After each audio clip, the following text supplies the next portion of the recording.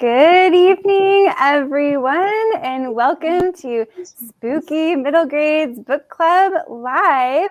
This month, we are super excited to be joined by Jake Burt, author of The GHOUL of Windydown Vale. Welcome to the channel, Jake.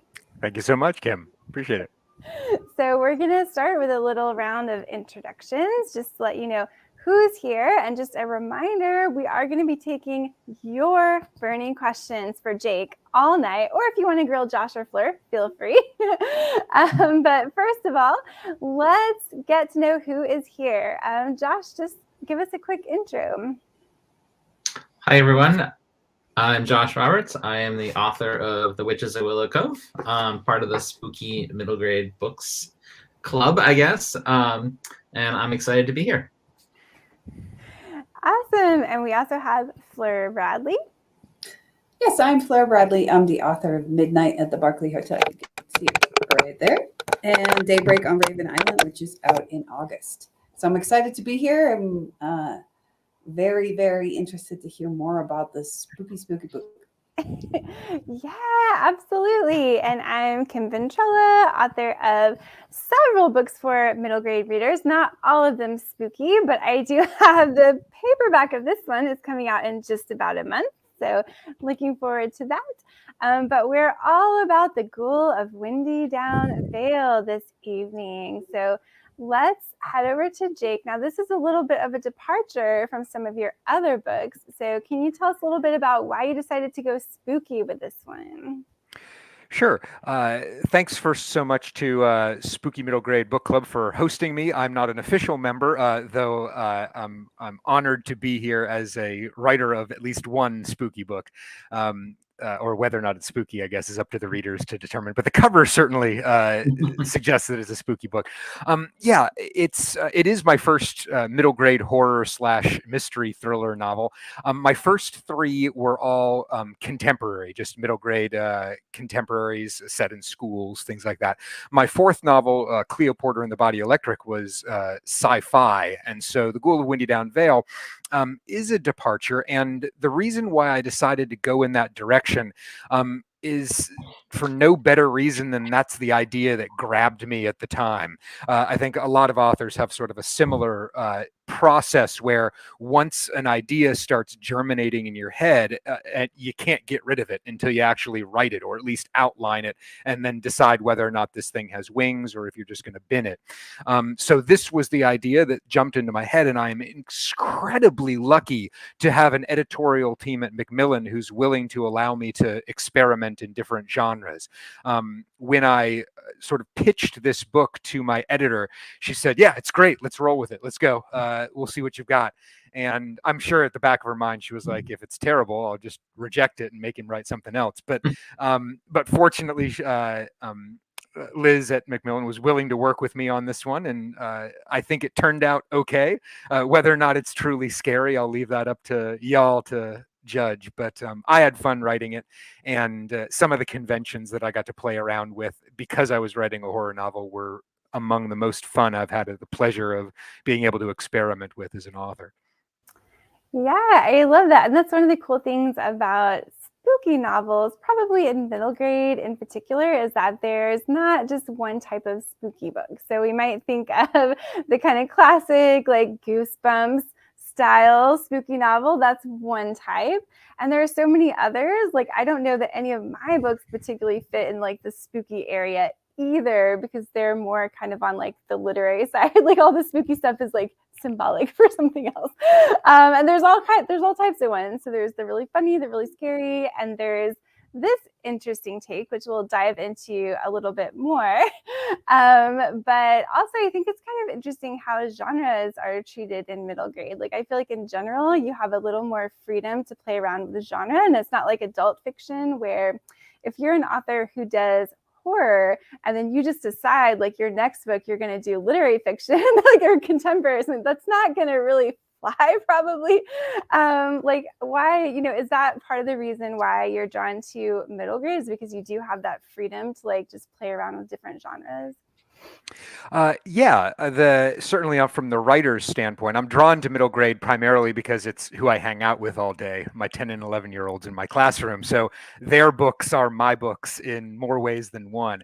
And because I have to read so broadly, being a middle grade teacher, being a fifth grade teacher, I get to see all these amazing books. Our most recent Newbery winner is sci-fi, which is fantastic. And so because middle grade seems to welcome all of these different genres of literature, the middle grade, the bestseller list is populated by all kinds of books. And so because we welcome so many different books, because we are serving such a broad and diverse community of readers, and not just serving them, but desperately hoping they will fall in love with reading, we have to be willing to be incredibly broad in the menu of books that we present to them. So being open to a wide variety of genres not only is effective for us as authors of middle grade, but as teachers of middle grade literature as well. And so I guess just the exposure that I've gotten to all kinds of genres as a teacher made me think for some strange reason that I was capable of writing it as well. Yeah, I love that. I love that variety. And also, I want to give Josh and Fleur a chance to chime in and just remind everyone, too, who's watching, that you can ask your questions for Jake in the chat. So get those questions in there, and we will grill Jake Burt tonight. Yeah, I was really struck just by what a dramatic departure it is from some of your previous books. My daughter is a huge fan of Greetings from Witness Protection. She loves the audiobook. I think she's probably memorized it. She's maybe listened to it. It's like her comfort read. Loves that book. And this is, I'm curious for you, like, what were the biggest challenges? Not just switching genre, but really like creating this whole world of Windy Down Vale from scratch. And what did you find as a writer the most challenging in making this big switch and this leap to this different sort of story? Right. The setting was probably the single greatest challenge. That and making sure the mystery and the plot twists came off effectively. That was took a lot of tweaking in the build up to it and obviously in the editorial process. But I wanted to make sure that the setting was as perfect as I could get it. And so the bulk of the work prior to writing the novel went into all the research that it took to make Windy Down Vale an effective setting. You might not think, well, because it's basically a quasi-fantasy setting. It's not rooted in any particular time. It's vaguely circa 1820s Appalachia in the United States, but only vaguely. There is no pinpoint because it's not set in our world. It's just set in this tiny little place. And that was actually one of the restrictions that I imposed on myself to help create that setting. I didn't want this to be a world-hopping journey. I wanted it to take place in a very tiny locale so that I was not going to be obligated to build the wider world. It was a sort of crutch I gave myself. But when you do that as an author, you darn well better make sure that that setting that you're going to restrict your characters to is as vivid as it possibly can be and as real feeling as it possibly can be. So that's where the work came in. I knew nothing about swamps and mud and how humans interact with them before I wrote this book. So a lot of my research was on mud, what it does, how it can kill you, and the way in which a character like Copper would interact with it, both as a sort of hazard that he has to deal with, but also a core part of his personality and who he is, because the people of the Vale, as any people do when they live in a dangerous place, it becomes part of them and they take pride in it. So a Valer knows that the mud is dangerous, but they're also kind of proud that they're the people who brave these dangers. So it becomes part of their psyche. Yeah, I love that. And there's so many. So you were talking about earlier, like you weren't sure if you would describe this book really as a spooky book. So I think it's interesting. There are a lot of layers that go into the story. But when we first dive in and we're into this kind of new setting that does feel like one of those like fantasy type settings, and we're like, okay, we're in like a slightly different time period and this is really interesting. But then you kind of start to set it up like a spooky story. So you have the interaction where Copper and Granny are talking about the ghoul, and so you're setting us up for there's this creepy ghoul that's like lurking around, scaring people, maybe possibly like kidnapping people. So I love how you're kind of like, you're setting us up for this and you're building us up for one type of story. And then as you go along, you're kind of like, you know, pulling that back or like switching it up and like pulling off like different masks at different times and be like, okay, maybe it's not quite what you thought it was. So I'm wondering, like in that type of story, like how did you decide how to dive in and like where to start with that type of story where there's going to be so many twists and turns? Pulling off various masks. I see what you did there, Kim. Yeah. Clever.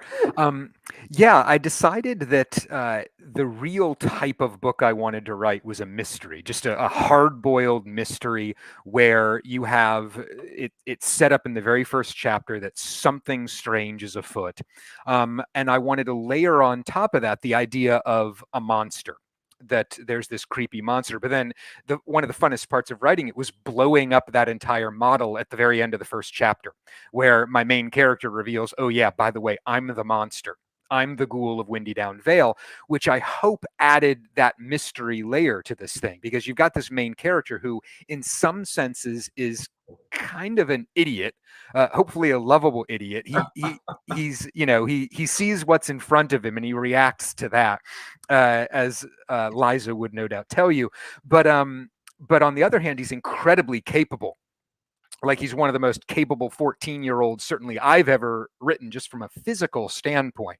He's got some gifts and he uses those gifts to be this monster out there.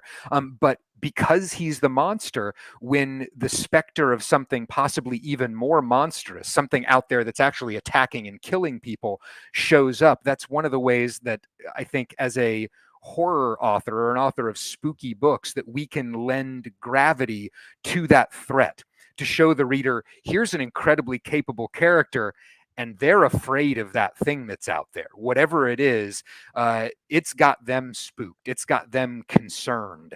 So in that regard, that was one of the ways that I helped build the layers of this thing, is to show you, okay, here's this mystery. Here's somebody who normally would be it would be Copper's fault. He would be the guy out there scaring people, but he wasn't out there. So there's something else out there that's even bigger and scarier than Copper. Yeah, I love that. And I love all of these layers that you do reveal. But we had a question specifically about your characters from Elaine, who asked, who was the hardest character to create? Thank you so much for the question, Elaine. Excellent question.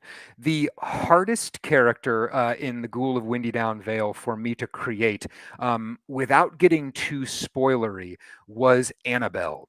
She's actually maybe my favorite character to write, because she is, in a lot of ways, the most complicated character. Like I said, Copper's pretty straightforward. He's the narrator, so certainly I spent the most time with him. It's first person present, so you're in Copper's head. But most of the other characters are at least relatively straightforward in how they present. Copper's very straightforward, even though he's got this great big secret. To the reader, he is very straightforward. He's the one that tells you right off the bat, I'm the Ghoul of Windydown Vale. I have no secrets between me and the reader. I'm not hiding anything. Liza, his best friend, is, as one character calls her, stolid. As they come, she's sort of taciturn, sticks to her guns, is stubborn but is loyal, and is resolute, and that doesn't change a whole lot through the book. Annabelle is, I guess the best way to describe her is mercurial. She shows up at the beginning very much your traditional damsel in distress. She's been attacked by the ghoul. Her father is gone. She is desperately seeking help to find him. She presents as nigh on helpless for the first half of the book. I don't know how much more I can say about that. Layering her character, to use Kim's word, was difficult, because she also serves a primary purpose in the narrative of the book, which is as a smokescreen. Again, I can't tell you quite how, but the central mystery through the first 3/4 of the book all revolves around Annabelle and her plight, which is merely a screen to hide the actual plot twist that the reader and Copper are going to stumble on later on in the book. So hopefully it will be a shock because Annabelle is covering that. At least that's her role in the narrative. I love that. And I love all of these layers, and it takes a lot of planning and a lot of objectivity, I feel like, to be able to step back from your own story to really see the role that all of these characters are going to play. And so Fleur, I know, is our resident like mystery writer here. So I wonder like what are your thoughts on this whole like mystery aspect and like building a mystery that's not necessarily your classic like whodunit, but it's like this very unique type of mystery. Yeah, you know what I find interesting about a lot of us in the spooky mystery or spooky middle grade group is that a lot of us don't say, oh, I didn't set out to write spooky, or I don't consider myself a horror writer, which is, horror sounds a little severe, but I find that interesting about your book as well, and about you talking about your story as looking at it as a mystery first in many ways. And I'm sort of wondering, because I write mysteries, I always consider myself a mystery writer first, but I've sort of stumbled into the spooky side. I'm wondering how, from the mystery angle, how you approach the writing and the planting of the clues, and whether you just sort of dive in and figure it out later, or whether you have a very strict process where you've figured out what each step of the story is meant to be and meant to reveal, because so much of it's about revelation and, you know, keeping certain parts hidden, as you've sort of alluded to. Great question. I am not a good enough author to write a mystery without knowing exactly where I'm going before I start writing it. So I imagine there are authors, maybe you are one, maybe Josh is one, maybe Kim is one, who can just sit down and sort of stream of consciousness crank out a mystery, partially because you don't know where it's going. And so it surprises you, the author, as much as it would the reader as you go. So that's sort of the dream, I guess, to be able to write a mystery that way. Not me. I've got to outline everything. I had to, as you suggest, make sure that every beat of the mystery, every clue that I was going to give, I knew exactly where I was going to give it and how I was going to give it. And even then, when I was editing it, I had to go back in and plant more, because I think that's one of the bigger challenges as a middle grade author. And you can either attest to this or shoot me down, because we have to be even more precise with the clues that we give, because we don't want, as a part of the satisfaction of a mystery is to have that moment of I figured it out, aha. And if our kids who are reading it never get that moment, they never get that satisfaction, they get to the end and they say, wait, what just happened? Or I still don't understand the motivation behind this, or I don't get this part. That's a dissatisfying experience that I don't think anybody wants to give their readers. So we've got to be more explicit with some of our clues, but at the same time, we can't pander to them. They also can't get it within the first 5 pages and then get to the end and be like, I knew it all along. So what? So building that mystery, to appropriate a Sarah McLachlan title, that challenge was particularly tricky, at least for me, writing my first mystery. So I was really precise with which clues I set in there. I love the idea of a kid going back and rereading it and then finding the clues and saying, yeah, there it is. There's where he told me this was going to happen in chapter 3, even though it doesn't pay off until chapter 22. So hopefully they'll be able to get that experience as they go through and read it. But yeah, absolutely, it took planning. That's funny. I think I'm not a good enough writer to actually plan it all out before I get started. I'm the exact opposite.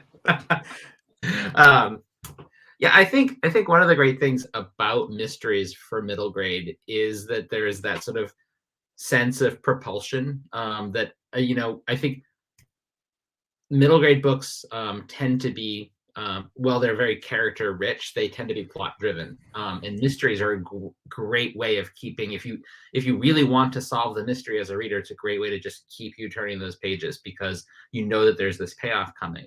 And I love how you turn that on its head, even at the very beginning, with revealing that the copper is the monster, and of course, then the actual question is, well, then what is out there in the swamp that's doing this? You mentioned earlier Copper's age being 14. Have you always been interested in writing this sort of upper middle grade? Did you have any pushback from your editor or your publisher about writing that in between age that's not quite middle grade and not quite young adult? Not for this novel, not for Cleo. The previous two, The Tornado and The Right Hook of Devon Velma, are more squarely middle grade. Greetings for Witness Protection was the one that there was some debate because Nikki, the protagonist of that one, is 13. And they talked about scaling her back to 12 or even 11. And given the dangers she faces throughout the novel, and given how capable I wanted her to be as a elementary and middle school teacher, adults might look at an 11-year-old, 12-year-old, 13-year-old and say, yeah, there's not a big difference. Oh, there is a huge difference between these ages. And so as somebody who is blessed enough to work with kids that age, I can see those differences, I think, pretty clearly. And so to me, as a writer, Nikki is 13. She's not 12. 12's not old enough to deal with this stuff. 12's not old enough to talk like Nikki talks. And then Copper, by the same token, a 13-year-old would be too young to deal with this stuff and make some of the decisions he makes. But a 14-year-old could. While at the same time not being savvy as a 15 or 16-year-old. Also, and plus there's the business side of it, where if you make your protagonist 15 or 16, they stick you into YA, and I wasn't quite ready for that with this novel or as an author in general. But yeah, they did suggest moving Nikki back, but then once Greetings from Witness Protection did so well, I think I don't have to deal with that question anymore. So I'm lucky enough not to have to answer that, at least for the other books I haven't. Yeah, I love that. And let's go over to the chat because we had a couple questions come in. Let's see, this one's actually from Michelle and Riley. So not sure how to put this as a question, but can you talk a little bit more about the mud? The Valers think they've worked around it, and yet it continues to attack and consume the town. Is it mostly symbolism? What's the deal with this mud? Yeah. First of all, hi, Michelle. Michelle is a fantastic educator. It's an honor and privilege to have her on here. And thank you for the semi-question. More than happy to talk about the mud because it is such a central figure in the book. You are absolutely correct. That mud is 100% symbolic. It represents a lot of things, but most particularly it represents that small town. We are stuck in one place at one time, and we can't get ourselves out of this situation. The Valers are stuck there for a variety of reasons. The main reason for which has to do with the mud, but is not the mud itself. It is concealed by the mud in what would be another spoiler for me to reveal. But yeah, the mud does represent that sort of morass that a small town and the small town mindset can get itself in, especially as the wider world is trying to impose itself on this, what used to be quite a sheltered community. And that sort of push back against the wider world and its intrusions is one of the core themes of the GHOUL of Windydown Vale, as Annabelle, the outsider, comes in and blows up the relative calm of Windydown Vale with her report, and Copper, as the symbol of Windydown Vale, the ghoul, the pride and joy of Windydown Vale, is the one who ultimately has to deal with that explosion in their normal way of life. So the mud is that anchor for that small town setting, if you will, even as it, as you said, suggest, eats the town whole.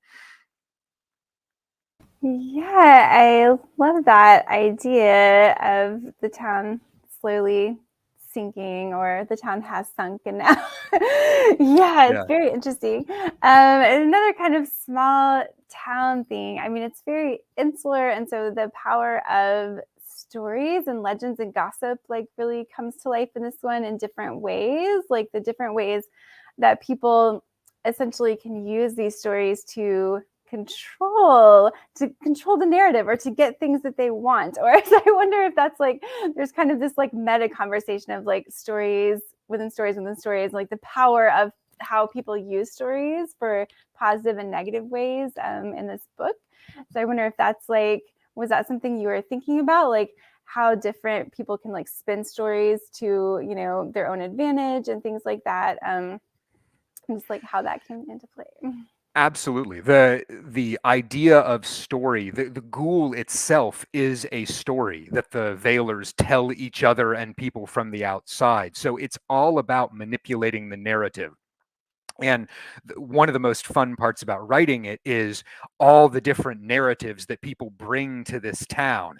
The monster hunter who shows up, Barl Schumpeter, is in and of himself a narrative. He has concocted this story of his own prowess around himself, and he jangles into town with his massive cart full of the trophies of all the monsters he's killed. Well, nobody in the Vale has actually seen this guy kill a monster, so everything that he is saying he is, and saying that he is worth, as he tries to get 10,000 coin from the citizens of Windydown Vale to get rid of their ghoul problem, relies on the story that he's telling and all the knickknacks that he has in order to reinforce that story.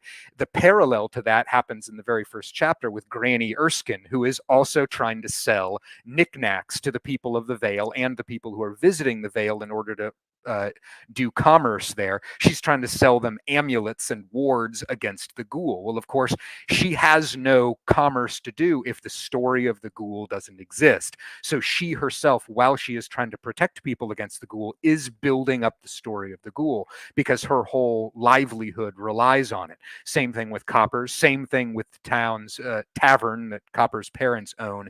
The mayor's there, they're all invested in telling this story.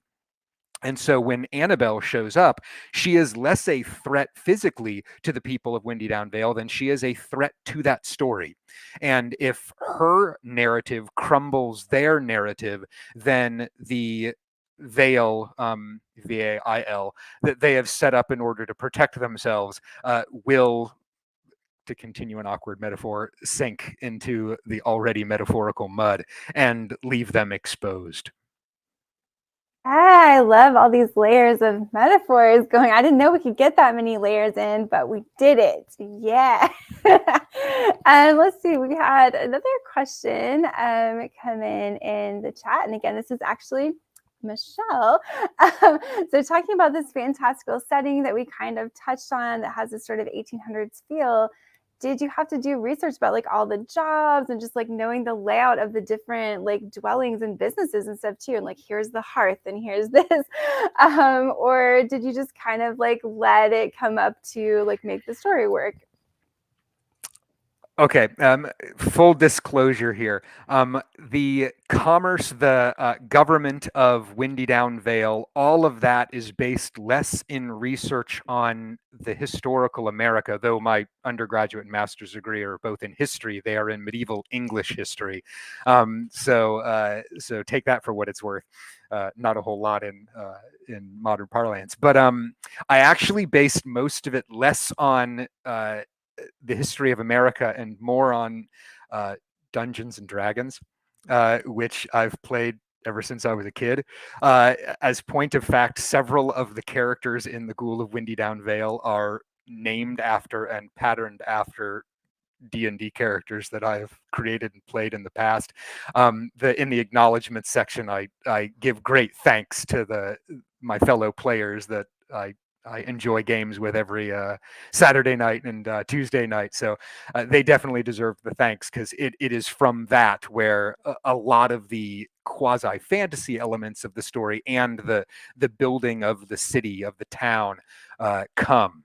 Many of the greatest fantasy cities in the world actually exist in Dungeons and Dragons, and they have spent decades now fleshing out those cities. So I guess you could call Windydown Vale a child of that tradition. That's awesome. Now you have to tell us about your character that you play in Dungeons and Dragons. Okay. Like, okay. I a act little reluctant on reluctant, this. but- I actually love talking about this. My current favorite character that I am playing is a goblin archer. His name is Greflick Spleen Stabber. He's got a voice and everything. And All right, you can't tell us that he has a voice without doing the voice. That's not going to work. Oh no, I was getting there. Yeah. Okay, perfect. Just to be clear, this is recorded for all eternity. So if you want this, no, totally, yeah, no. 10 years ago, I would have had a problem, but now there's stuff like Critical Role where people make scads of money doing these sorts of things. So I got no shame. And besides, I'm a 5th grade teacher, which ergo I have no shame. Flip talks in this register here, and he's kind of gravelly. It gets in his throat, and he likes shooting things and stabbing things, and so that's what Flip does. Kind of Elmo, but a little bit hardcore. Hardcore Elmo. Yeah, that's Flip. As soon as you said Elmo, I'm like, you're so right, it's Elmo. I can't believe you still have a voice the next day when you go in to teach after a whole evening of doing that voice. Like, wow. That's one of the easier ones. I have to do read aloud in my classroom every day. So like right now we're reading The Golden Compass by Philip Pullman. The voices in that one are more of a drain than Flick. Like Armored Bear. Yeah, Armored Bear voices are difficult. Wow, that was awesome. I love it. And I really love that maybe some of your students have gotten to experience this. I don't know if they've ever met the Spleen Stabber before, but now they have. So that's perfect. Okay. Let's see. We did have another question that came through in the chat from Aaron. Your books seem to be in many genres. Do you think you'll continue with spooky books from here or explore something new? I would certainly love to write another spooky book. I do not have another spooky book on the docket right now. Within the, sort of cavalcade of ideas, every author has like 5 or 6 that they want to write, and then as soon as they pick one, they'll think of 3 more and it'll scuttle the whole thing. I don't have another spooky book on the docket at the moment. The next one is a modern fantasy, so we'll see whether or not I actually crank that one out this summer or my mind drifts to something else, but that's the tentative plan for now. So it will be a 4th genre, if you like, for my books. Yeah, I love that. That's awesome. Well, you talked a little bit about your day job as a teacher, which is super amazing. You have to give all the admiration out to teachers, especially over these past 2 difficult years. And you've talked a little bit too about how it informs your writing, but do your students ever like ask you when you're going to put them in your story, or do they want to give like feedback on your stories, like give ideas for your next story? Like, do you have any interaction or involvement in the stories with your students? Yeah, perpetually. They're my biggest critics and sometimes my biggest fans. But yeah, they always, anytime one of my books comes out, they're the first ones to get them, and they let me know what they think of them. And it's kind of fun to go through the writing process with an audience, not just for the finished product, but for the process itself.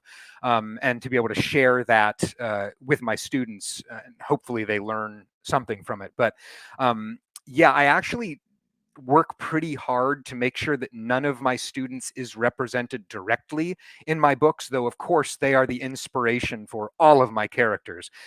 Any grain or kernel of truth in any one of my middle grade characters comes as a result of my students sharing themselves with me each and every day, all of their glorious bizarreness. I try to get as much of that as I possibly can into my characters, but it is a challenge to name my characters something that none of my students has ever been named, lest they come back 5 years later and be like, that kid is me because that kid has my name. So I have never had a copper in my classes. I've actually never had Eliza. in my classes. I've had Lisa's and I've had Elizabeth's and I've had Liz's and so on and so forth, but I've never had a Liza. So that one was close, but yeah. So that's sort of where my naming issues as I go along. But the more I teach, the harder it becomes to find names. Well, now we know why you're reaching into Appalachia in the 1800s for your inspiration. There you go. Yeah. Well, on that same topic, we had a question from Elaine, which is, okay, maybe not your students, but are any of your characters based off of people you know? Yeah, I think all authors do this to a certain extent. We don't take somebody and necessarily shove them whole cloth into our books, unless you're writing nonfiction. But I think just by virtue of our life experience, all of our characters, in order to make them seem true, in order to make them seem as real as we possibly can, we steal little bits of personality here and there from a variety of folk.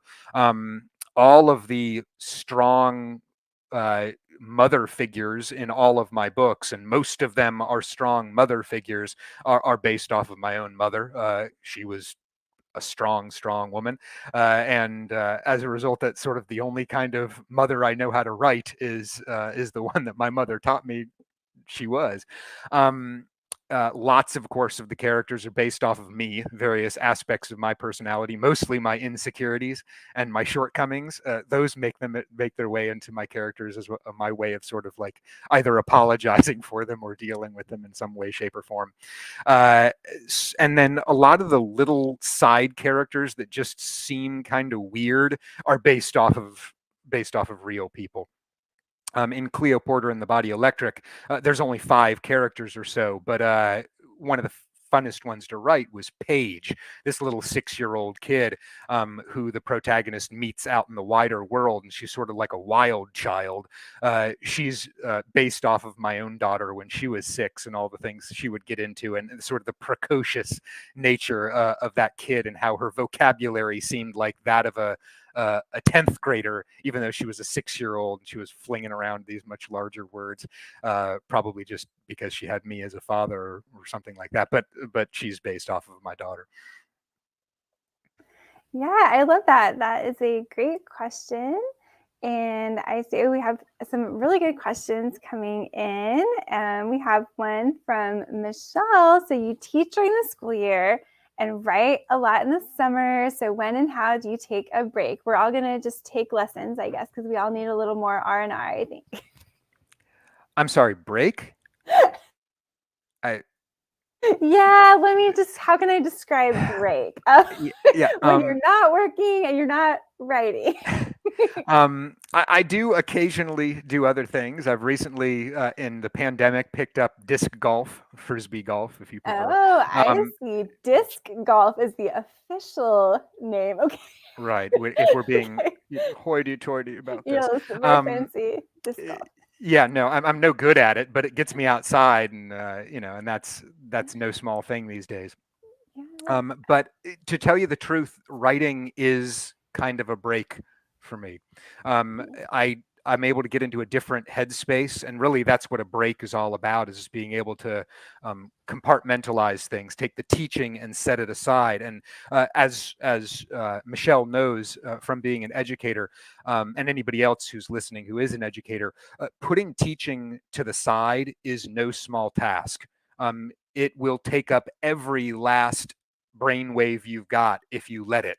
So to find something that allows you to take teaching and just put it over there for a second, even if it's more work, even if your brain is actively engaged, in this case in the act of telling a story, or the minutia of crafting a story, the actual manuscripting and revision, simply because it is different from what I do for my day job, it feels like a break. And it is in that way sustaining and invigorating. The physical reality of it is, yeah, it's exhausting, and I sleep well at night, and I multitask a lot. I'm kind of semi-famous for doing all of my writing on an exercise bike. So my exercise bike is literally right there. I sit on that for about 2 to 2.5 hours a day, and I do my writing there once I get home from school. So that's kind of how I manage it. But the mental side of it is that writing is the break. That's so funny. I used to have an exercise bike like that too, like a desk that I would try to. It was hard for me to like do the typing. To be fair, it was like really cheap, so I was like shaking around the whole time, like this is not working. But yeah, I think that's great. Just getting that kind of movement too kind of helps my brain flow a little bit. But I wonder, what about Fleur and Josh? Like, what about you? How do you get those breaks and that R&R in your writing schedules? Oh gosh, it's hard. I like to get outside. So same thing, but it's always there. The ideas are always there, and I've gotten better about carrying a notebook around, because it seems to be when I'm not writing that all the best ideas come out, which is good. And it's good to exercise, because we do sit on our butts way too much as writers. How about you, Joe? No, I know. That's so true. Yeah, Josh, what about you? You just take Yeah. a trip down to the funeral home and do a little few laps? I think like writing is what I like to do, that kind of puts me in the right frame of mind for everything else. It's one of the reasons why it's the first thing I do in the morning when I wake up, get my coffee, let the dog out, and write for a couple hours, because it helps me feel like I've achieved something. Like the most important thing I wanted to do that day is the writing, and I get grumpy when I don't get to do it. So I think that's really the balance, is I try to make time for that, and then everything else just fills in around that. And those are the best days when it works out that way. Yeah. Yep. I love it, but great question, because I know it's all the busyness going on, and it's really easy not to find time for those things that we're really passionate about. And sometimes like I feel like there's a little surface tension too, and it's just getting started is the thing that can stop you. So once you dive in, I totally agree. Like writing for me, once I dive in and you're in that zone where it's flowing through you almost, and it's like the story starts to take over, that's like a meditative state for me. So if I can get to that state, then it is the most relaxing thing that I can do. But sometimes getting yourself to just like sit down and even open the document, there can be so much surface tension, because there's a sense that, yeah, but if I open the document, I might fail, I might not achieve my goal or something like that. So sometimes we get held back by those things. But for me, I would say it's also one of the most relaxing things I can do. But getting back to the spooky side of it, we are spooky middle grade. So Elaine had a question kind of about the haunting and the spooky side. So how did you get this idea for what Copper wears when he is haunting as this ghoul? Great question. So it comes from the monster, a ghoul, in and of itself. I mean, because ghouls are, like all monsters, an imaginary creature, you're sort of left to your own designs to figure out what a ghoul is. But I think all of us are beholden to a certain extent to the literary tradition of the monsters we select, right? If you say you're going to write a vampire novel, there's certain things that your vampire has to do to be recognized as a vampire.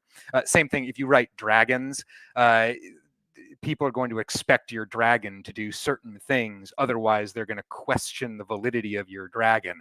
Ghouls are a lesser known kind of creepy out there, but they still have a tradition. And so the idea of a ghoul in and of itself, big, vicious claws, overly long arms. They're a member of the undead, sort of like vampires and zombies and wights and ghasts and ghosts and specters, and I could go on and on. Remember, I'm a D&D player. And they most particularly are known for eating bone marrow. That is, they crack open human bones and they eat the marrow out. That's a ghoul's thing. It's diet, I guess, in the ecology of a ghoul. And so if you're going to dress up like a ghoul, you've got to have those certain markers, those certain characteristics. And then because Copper's costume is utilitarian, that is, he's not just putting it on just to scare people. He's putting it on because it helps him move through the swamp. The swamp is filled with bugs. It's filled with low sort of bracken and thorn bushes and things like that. He needs to wear a mask if he's going to move quick through there to protect his face and his eyes.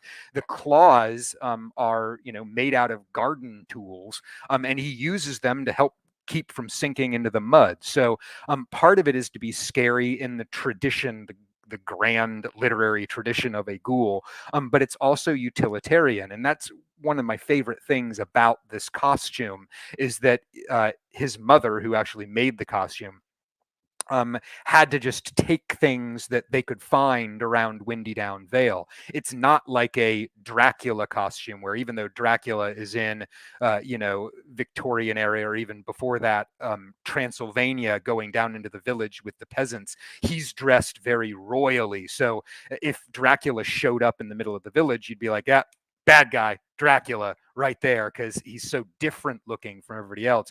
Copper's costume is organic, so he could blend in. He could be camouflaged if he wanted in the swamps, and he does that sometimes in this costume. But he can also be really scary too. His eyes glow because he takes bug guts that glow and he smears them on his eyelids, which again is part of the setting. These bugs exist in the swamps, and so it becomes integrated into his costume. So that was a lot of fun. Almost at the same time I was building the setting, I was building the costume that Copper would use to move around that setting.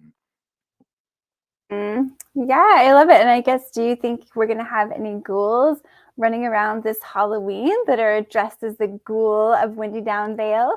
That would be incredibly awesome. Send me pictures. I'll send you signed books or something like that. I don't know. I think that would be fantastic. Yeah, get out those garden tools. We're ready to see the ghouls running around. Excellent. Well, just a reminder, I know we're getting close to our time here, but if anybody has any burning questions for Jake Burt, go ahead and get those in the chat. And we've talked a little bit about all of the different genres that you've tackled. And I'm wondering, have you noticed that there are any kind of recurring themes that have come up in your books regardless of genre? So just kind of threads or topics or types of characters or things like that you see, like, we're always going to find like these things in a Jake Burt book? Yeah, absolutely. I've got my sort of my go-to themes that run through all the books. Coming of age, I think, is a pretty typical one for middle grade, but I love exploring that. And I love exploring it in different ways, because there's a lot of different realizations that young characters can have that completely changes their worldview. In Cleo Porter and the Body Electric, the realization that my main character has is that adults are fallible. And the one that Copper has in The Ghoul of Windydown Vale is that even though the world might be surrounded with monsters, and there's monsters all over the place, there is no thing in this world more dangerous than an adult human. And so it's those realizations that the characters have that snap them into this different state of consciousness, if you will, and in looking at their world, and it hopefully gives them agency. Sometimes you read a book with a kid as the main character, and the kid is just sort of along for the ride while the world reacts or interacts around them, and they just are forced to deal with what's put in front of them, like, say Harry Potter through 6.5 books. But I want my characters to have agency, and moreover, I want their agency to be rooted in the fact that they are children. I want to find things that my main characters can do because they are kids that no other character could do. They are heroes precisely because their childhood gives them a unique perspective, or allows them, even if it's something as simple as a kid can fit through that tube and an adult couldn't. So a kid is the only one for this journey. That's the type of agency that hopefully, if I'm doing my job right, you will find throughout my books. Yeah, I love that. Well, and sometimes we like to close these out with some very interesting and unique questions. We used to have Miss Nikki, who would join us for everyone and come up with some really elaborate closing question, but I'm going to leave it up to Josh and Fleur. So, sometimes we'll ask questions like, if you could have like dinner with any one of your characters, who would it be? Or like, if you could design a haunted house based off your book, what would it be like? So some sort of thing like that. I'm going to let you kind of cogitate, think it over while we have one more question that has come through in the chat. This one's from Michelle. So what MG books are you and your students loving right now? We always love those recommendations. Yeah, any recs? So in terms of my own reading, I literally just this past weekend finished the most recent Newbery winner, The Last Cuantista. Me too. It's so amazing. Yeah. But in my classroom, like I said, our read aloud, we always vote on them. I give them a bunch of choices in the genre that we're studying. It was fantasy, and they voted on The Golden Compass by Philip Pullman. But because of our COVID restrictions and the recent spate of cold weather, we've had to have lunch indoors. And so when the kids' masks are off and they're eating, they can't talk amongst themselves.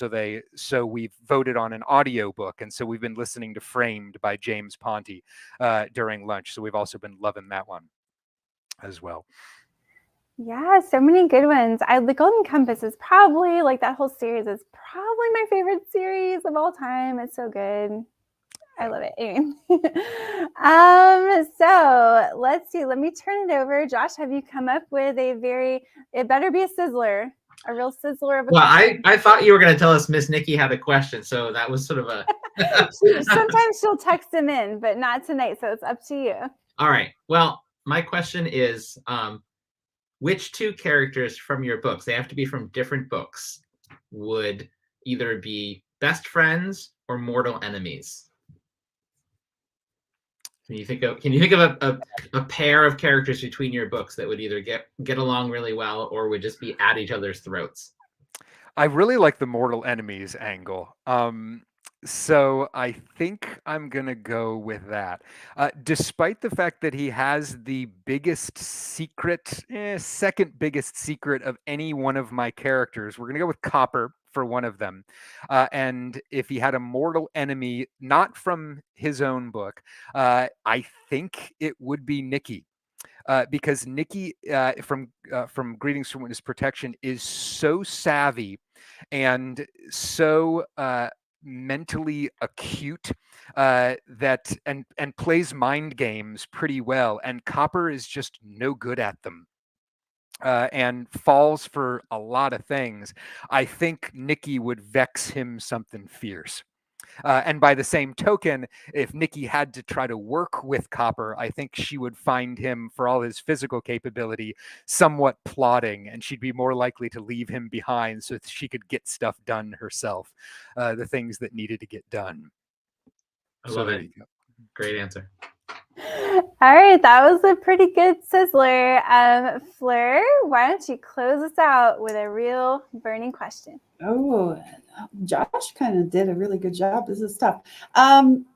What are you most afraid of? I think as spooky middle grade authors, we got to close with something that you're afraid of. So what spooks you? I know the answer right off the bat. It is being buried alive. Of all my paralyzing fears, and now of course I'm putting this out there in the world, along with all this mud that's like sucking down whole town. Oh yeah, believe where that's you coming me, from now. The chapter where Copper describes himself drowning in the mud when he was a kid, dying in the mud. Yeah. That drew from my own deep-seated fears.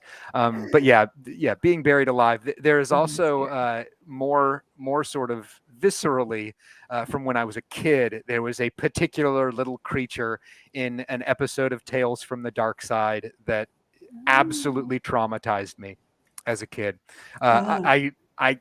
I could tell you the title of the episode that it comes from, but any of my students that are on here, I do not want them YouTubing it. Asking to be pranked. Yeah. Right. No, yeah, it's not happening. But yeah, that one did a number on my ability to sleep for years. I guess you'll just take that one to the Yeah. grave. I mean, I don't Were, want were to you take that expecting me to one. say something like, "Oh, failure. I'm afraid of failure," or something like that? No, it's No, I love being it. buried alive and that little creature from Tales from the Dark Side. Yeah, that's pretty much it. That is amazing. Well, a huge thank you to everyone who has joined us tonight out in the audience, Josh and Fleur, and especially Jake Burt. Thanks so much for joining us this evening. And do you want to tell people any final words, any ways that people can find you online and get the book? Sure, but first, just let me say thank you to Fleur, Josh, and of course to you, Kim, to Spooky Middle Grade. This is fantastic what you folks do, not only for this particular genre, but for readers and for educators and for all fans of middle grade literature out there. Thank you so very much. If you're interested in finding out more about me, my website is jburtbooks.com. I'm on Twitter, jburtbooks there as well, Facebook, Instagram. Find me, say hi. Awesome, we will. Well, I usually have some little music to play us out, but I don't have any tonight. So I think in order to play us out this evening, we're going to maybe need just a little reappearance from the Goblin Archer. You just want to give us a little goodbye as I take us offline tonight? Oh, sure. Okay. All right, go for it. Thank you. Thanks for coming.